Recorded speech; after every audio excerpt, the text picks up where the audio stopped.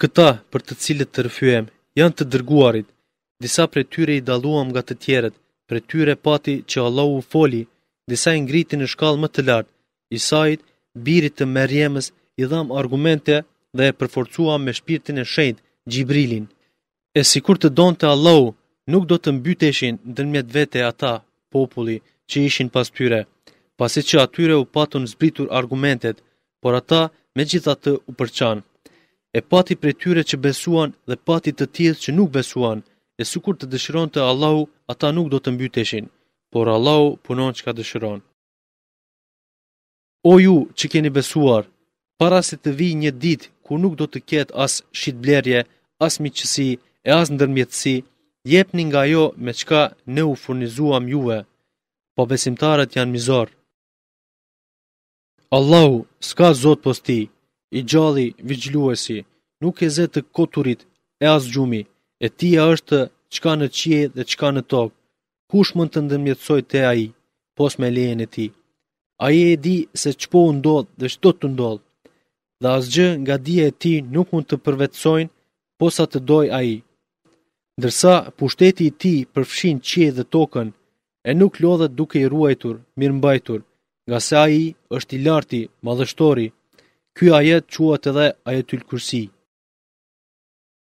Në fe nuk ka dhunë, është sqaruar e vërteta nga e kota, e kush nuk i beson të pavërtetat e i beson Allahut, ai është të kapur për lidhjen më të fortë, e cila nuk ka këputje.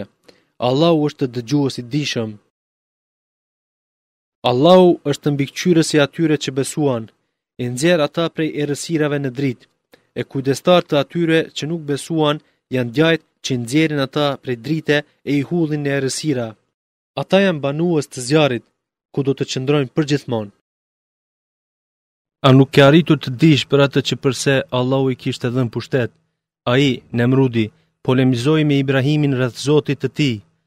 Kur Ibrahimi tha, Zoti im është ai që jep jetë dhe vdekje, ai tha, edhe unë jep jetë dhe vdekje. Ibrahimi tha, Zoti im e sjell diellin nga lindja, si dhe prati atë nga perëndimi. Atëherë ai që nuk besoi mbeti i hutuar. Allahu nuk e shpje në rrugë të drejtë popullin mizor. Ose nuk je njohur me shembullin e atij që kaloi pranë një fshati që ishte rënuar në kulmet e tij, e tha, si e ngjall Allahu këtë pas shkatrimit të tij? E Allahu e bëri të vdekur atë pyetësin Uzeirin 100 vjet, pastaj e ringjalli dhe i tha, sa qëndrove i vdekur? Ai tha, një ditë ose një pjesë të ditës. Ai, Allahu, tha, jo, por kënë dejur i vdekur 100 vjet. Shikoje ushqimin dhe pijen tënde si nuk është të prishur, e shikoje edhe gomarin tënd, si janë shkapërderdhur eshtrat.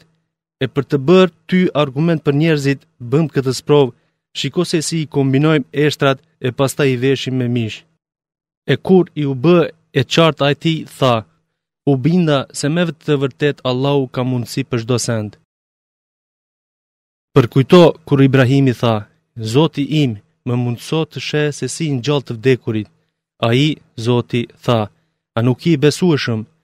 Ai, Ibrahimi, tha, po, por desha që zemra e ime të ngopet, bindje.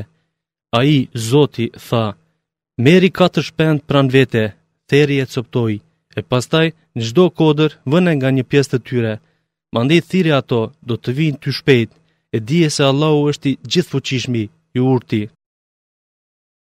Shembulli i pasurisë atyre që i japin në rrugën e Allahut është si një kokër prej të cilës mbijnë 7 kallinj, ndërsa në secilin kalli ka nga 100 kokra.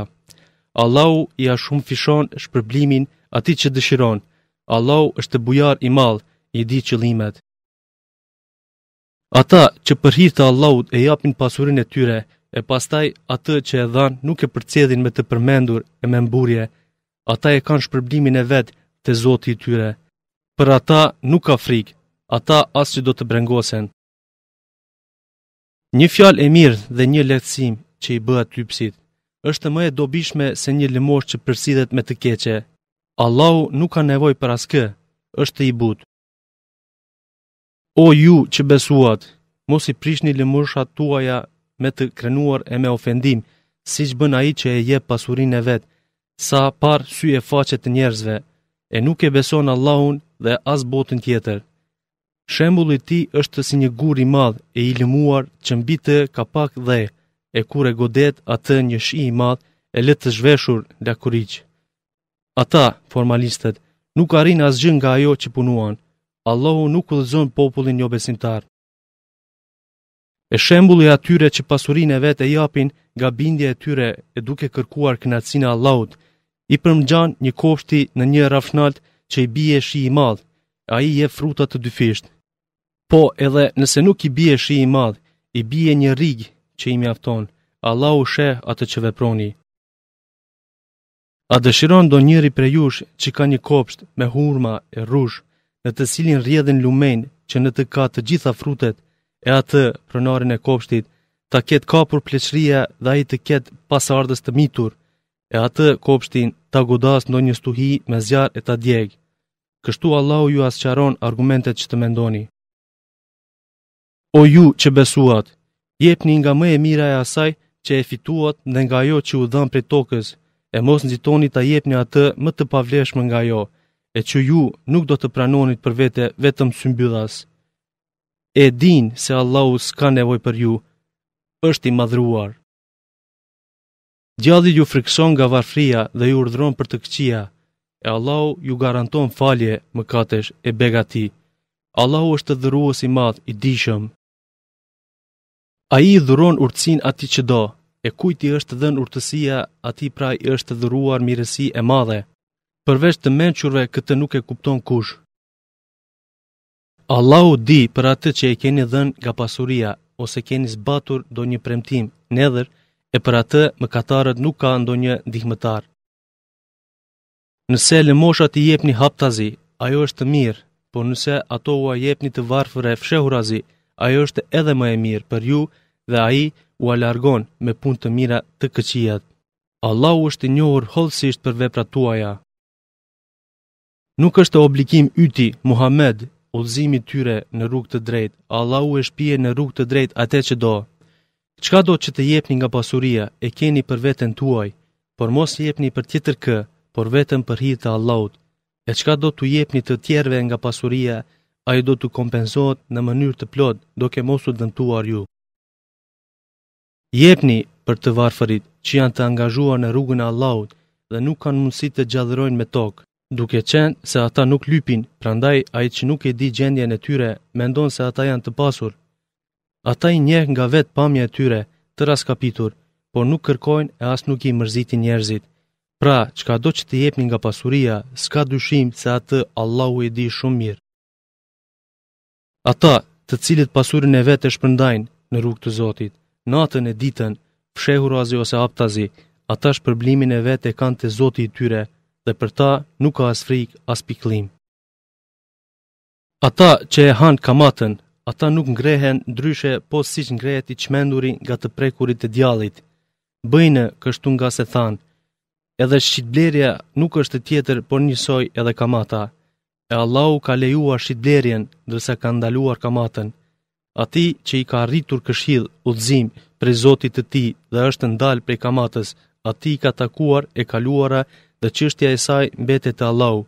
E kush e përsërit pas ndalimit, ata janë banues të zjarrit, ku do të mbesin përgjithmonë. Allahu e zhduk kamatën dhe e shton lëmoshën. Allahu nuk e do asnjë besëprer dhe mëkatar. S'ka dyshim se ata që besuan dhe bën vepra të mira, e falen namazin dhe e dhan zekatin, ata i pret shpërblimi i madh te Zoti i tyre. Ata nuk do të kenë kurfar frike as brengosje. O ju që besuat, keni frikë Allahun dhe nëse jeni besimtar të sinqert, hiqni dorë prej asaj që ka mbetur nga kamata. E në qoftë se nuk e bëni këtë, nuk heqni dorë nga kamata, atëherë